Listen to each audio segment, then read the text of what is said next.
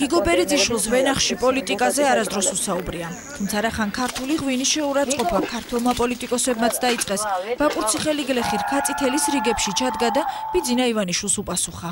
ეს განცხადებები ემსახურება ყველა თავის თავს. რომ თავის თავი გამოაჩინოს. ფალსიფიკაციაზე კიდე ჩვენთან გამორიცხულია ოჯახშია და მთავრობაშიც. ამ ჩანაწერის მოსმენისას გულწრფელი გლეხებისგან განსხვავებით ქართველ მეღვინეებს რუსეთის მთავარი სანიტარი გაახსენდათ. პარალელი ალბათ ნამდვილად არსებობს ამ განცხადებებს შორის. ივანიშვილის და ონიშენკოს განცხადებებს შორის. Что касается грузинских вин, ყველა ბოთლი ფალსიფიცირებული ნარეცხით იყო სავსე, რომელიც ქართულ ღვინოს საღდებოდა. კაცი არაა გამკითხავი და მისი ხარისხსაც არავინ არ ინტერესდება და უფუჭებენ სახელს ჩვენს უნიკალურ ღვინოს. ონიშენკოსაც და ივანიშვილსაც პროფესიონალები ამშვიდებენ. მსგავსი რამ საქართველოში ნამდვილად არ ხდება, მით უმეტეს ბოლო 10 წლის განმავლობაში.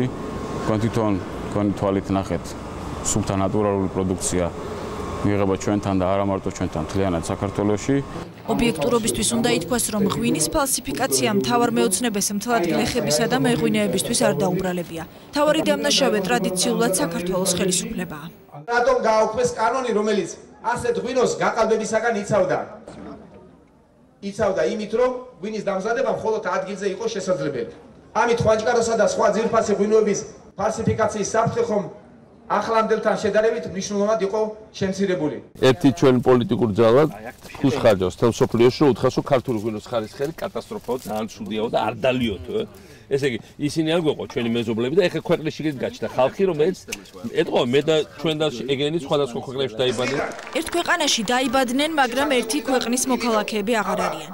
მაშინ როცა რაჭველების გულის მოსაგებად ერთი ქართულ ღვინოს იწუნებდა, მეორეს ინიციატივით ქართული ალკოჰოლური სასმელის როგორც ქვეყნის სავიზიტო ბარათის პოპულარიზაცია დაიწყო. ღვინის ქვეყანაში ღვინით დახვედრა არის საქართველოს პრეზიდენტის ინიციატივა, რაც სტუმრებს ძალიან ახარებთ. ჩვენ კი დიდი სიამოვნებით ვღებულობთ მონაწილეობას ამის განხორციელებაში. მათთვისაც ერთი ბოთლი ღვინით აეროპორტში ვერ დახვდება ვაზის ნაჟურის დამზადებაში მონაწილეობას პირადად აღებულებს. ამერიკელი სენატორების სხვა სტუმრების მსგავსად რწმუნდებიან, რომ ფალსიფიკაცია ქართული ღვინის დამზადების პროცესში ზედმეტი. სწორმა კამპანიამ შედეგი გამოიღო. ღვინის ასოციაციები ქართული ალკოჰოლური სასმელის მიღწევებზე მსოფლიო ბაზარზე განსაკუთრებული სითამამით მხოლოდ უკანასკნელი 3 წელია საუბრობენ. რუსეთის ემბარგოს მერე საგრძნობლად გაუმჯობესდა ქართული ღვინის ხარისხი. რუსეთის ემბარგოს შემდეგ უკვე რომ დაიწია გაყიდვებმა, საჭირო გახდა ალტერნატიული ბაზრების მოძიება, იგივე ევროპის ბაზრების მოძიება, რომელზეც ძალიან დიდი კონკურენცია არის. და ხარისხის სტაბილურობა გახდა საჭირო. ამისათვის უკვე კომპანიებმა დაიწყეს კარგი ყურძნის არჩევა და იმის შესყიდვა. გაიზარდა კონკურენცია გლეხებშიც. გლეხებმაც დაიწყეს კარგი ვენახის მოვლა და ვენახის მოვლა პირდაპირ არის კარგ ყურძნთან დაკავშირებული. ღვინის ხარისხი რომ გაუმჯობესდა ბოლო წლების განმავლობაში, ამაზე მეტყველებს ის, რომ ქართული ღვინო გადის და მონაწილეობას ღებულობს არაერთ საერთაშორისო გამოფენაზე. ძალიან ბევრი ვიზიტორი ყავს, ძალიან ბევრი კონტრაქტორი ყავს. სტატისტიკური მონაცემების მიხედვით ღვინის გაყიდვა ევროპულ ბაზარზე გაცილებით მოიმატა. ამხელა რიგი დიდი ხანია ყურძნის ჩამბარებელ პუნქტებთან აღარ ყოფილა. მიზეზი სახელმწიფოს მიერ მოსავალზე დადებული ფასია. 1 ლარი 1 კილოგრამ ყურძენზე გლეხებს მოსავლის გაორმაგების სურვილს უჩენს. ასეთივე სურვილი ამოძრავებდა მთავრობას 2008 წელს კანონში, რომ ცვლილება შეიტანა და ხვანჭკარას დამზადების უფლება ღვინის მწარმოებელ კომპანიებს შეუზღუდავად მისცა. ახლა გოროზიას უწყებისთვის მილიარდერის პრეტენზიები ამიტომაც არის გაუგებარი.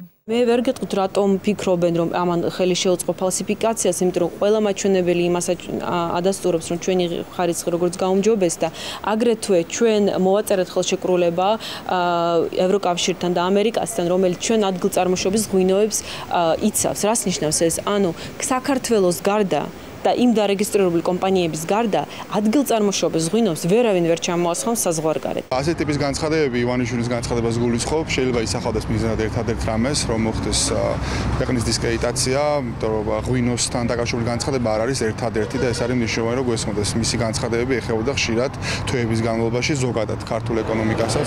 რუსული ემბარგოს მიუხედავად ქართული ღვინის წარმატება მსოფლიო ბაზარზე. გენადი ონიშენკოს აგორებული შავი პიარი საერთაშორისო დონეზე ნაკებ კახურ ალკოჰოლს ალკოჰოლს და ბიძინა ივანიშვილის კრიტიკას საკუთარ სამშობლოში დაწურულ ღვინოს. სამივე გარემოება ერთმანეთს დროსა და სივრცეს შეემთხვევა.